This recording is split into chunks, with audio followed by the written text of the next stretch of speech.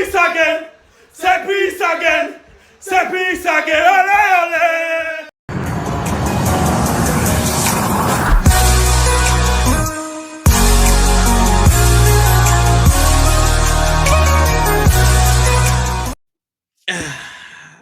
I know you guys see the intro. I know you see that I'm exuding so much emotion. Right now, I'm gutted by the result. I really feel like we could have brought home that 3 points. But Chelsea won, Arsenal won. This is your match review. Let's get into it. Welcome back to the Final Podcast, guys. Before we get started, please remember to like, share, comment, subscribe, and hit the notification bell to get notified when I upload a new video. Now, let's get into it, people. Let's get into it. Chelsea won, Arsenal won, and this was a blockbuster of a game. This was a blockbuster of a game going at Stamford Bridge, going into it, first versus second, similar run of form. The players were at it, world-class players versus world-class players, Caicedo versus Declan Rice, Reece James versus Urian Timber, and Kukurea versus Califuori. Kukurea, the matchup against Saka, that was another big matchup, another big competition there. But at the end of the game, I am a bit lost for words. I feel a bit gutted by the result because I think we were the better team across the 90 minutes, especially after we went down to 10 men.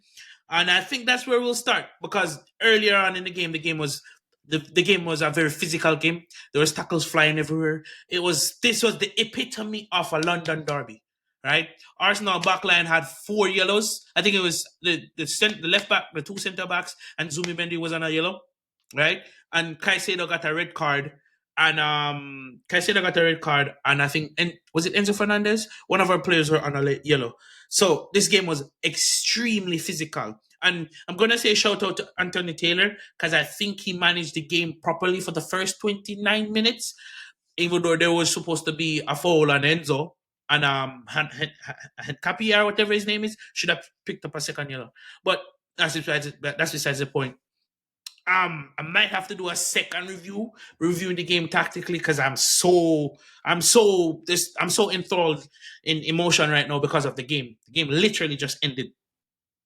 But the starting point. Let's talk about the biggest talking point. The biggest talking point in this game is going to be Moises Caicedo. Moises, man. Hi, brother. What are you doing? Moises Caicedo from minute 1 was aggressive. It's like he was antsy in the game. It's like he was anxious, like he wanted to prove a point, and he wasn't playing his game. He was towing the rope with aggressive tackles.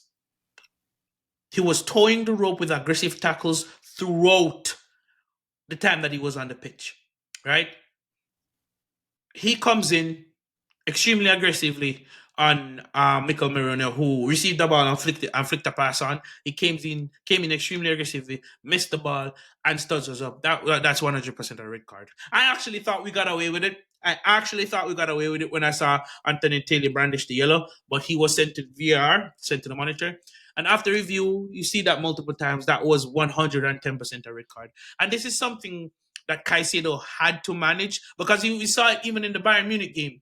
He was overly aggressive, which gave away that penalty earlier on in the season. This is a facet of his game that I don't want to take away, that I don't want to dissipate, but I want him to control. I need Caicedo to control that aggressiveness and know when to let it off. Toe the line a little cleaner. But today, I think it actually cost us from winning this game. Because we played well. We continued to play well. And before I say anything else, shout out to Enzo Maresca. The starting 11 was on point.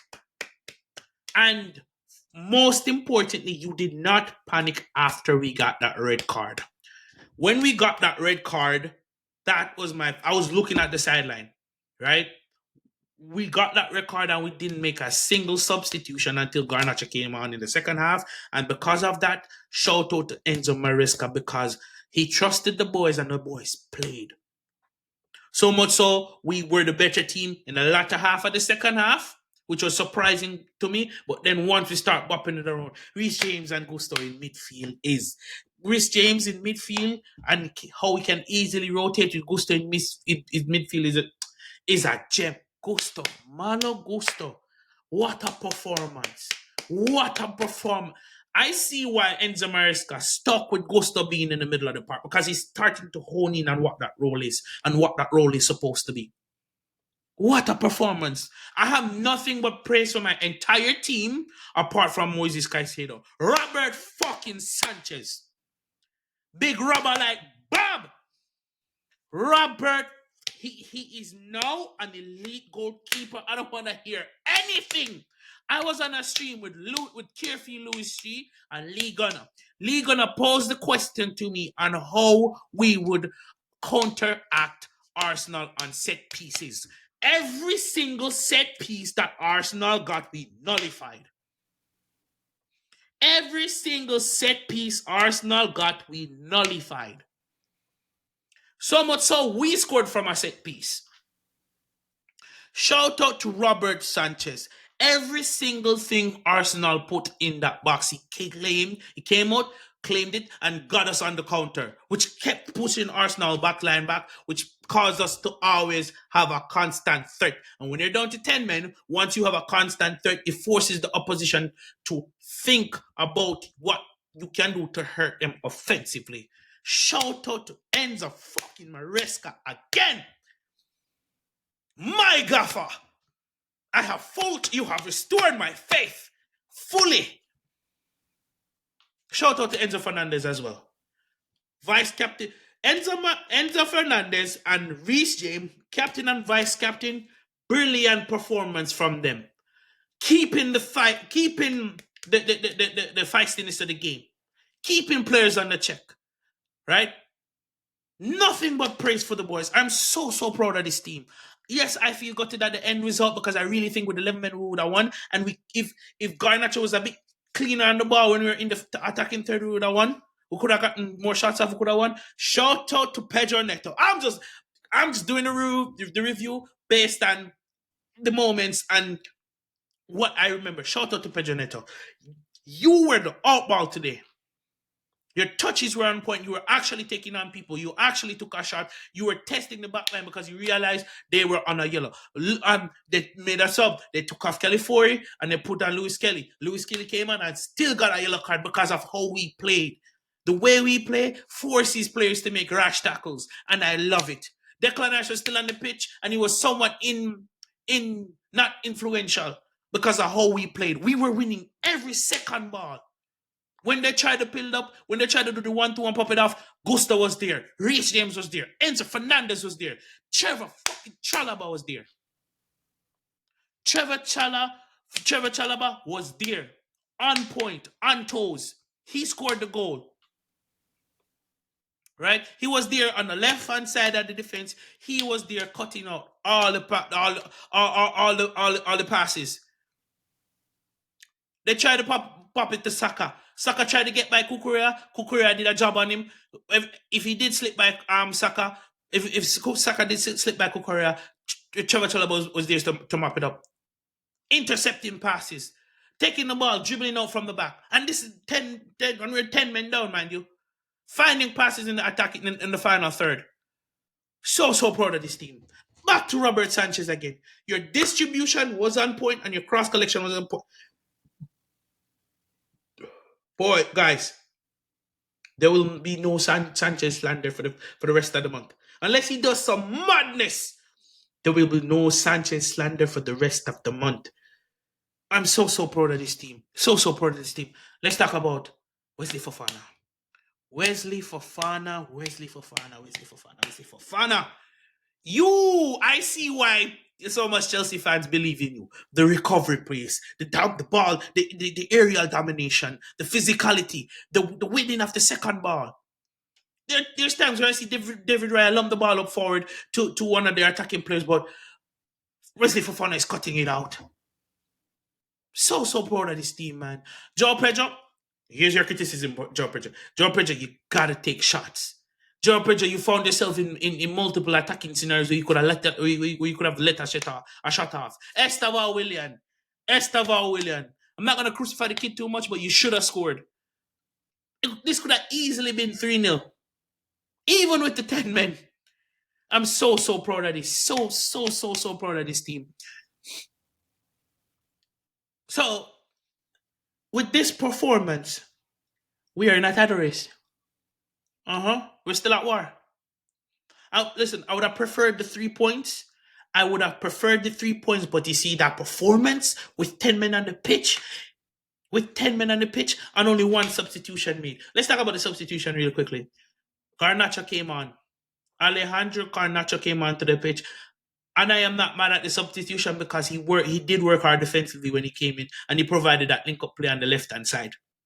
I would have liked to have seen Palmer, but looking at it now, let's save Palmer for Leeds. Let's save Badiashile for Leeds. Let's save Andre Santos for Leeds, because guess what? Andre Santos is going to have to play a full 90 minutes alongside Enzo Fernandez and Cole Palmer in the middle of the park. And I trust Andre Santos fully, given the new vein of form he's on.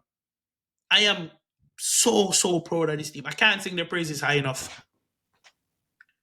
We outplayed the best team in Europe with 10 men. Let that sink in for large parts of the game. Take your Arsenal hat off. Take your Chelsea hat off. Chelsea were the better team today with 10 men. We had the better attacking play with 10 men. From an Arsenal perspective, shout out to Saka, because Saka kept trying to make things happen. Everybody else was just void. Eze, I didn't see you in this game at all. Timber, you had a good game, but Reece James showed you levels. Right back, centre defensive midfielder, world class in every single position. That is you, Reece James. I don't want to hear it. We're not. Yeah, go argue with your mum, blood.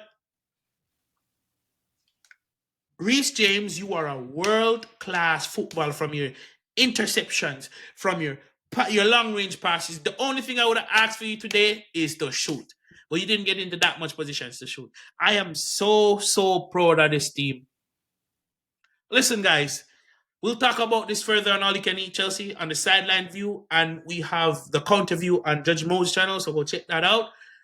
Oh, these Arsenal boys are going to have to answer. I know we didn't win the game, but how the game went, us being the better team. Even Arsenal going, it came against Arsenal play. They didn't deserve that goal. They didn't make that goal. I'm lying. That's a bit disingenuous. Saka crossed the ball and it was a good cross, and Mourinho stepped onto it. But apart from that, they didn't really threaten us that much. Robert Sanchez looked like he had it locked. So proud of this team. And it's a set piece thing. Set piece again. Ole. But thank you for listening to me yap and waffle and enjoy this. Please remember to like, share, comment, subscribe to the Fan House Podcast, and I will see you guys on the next one. Catch you on the flip. Peace.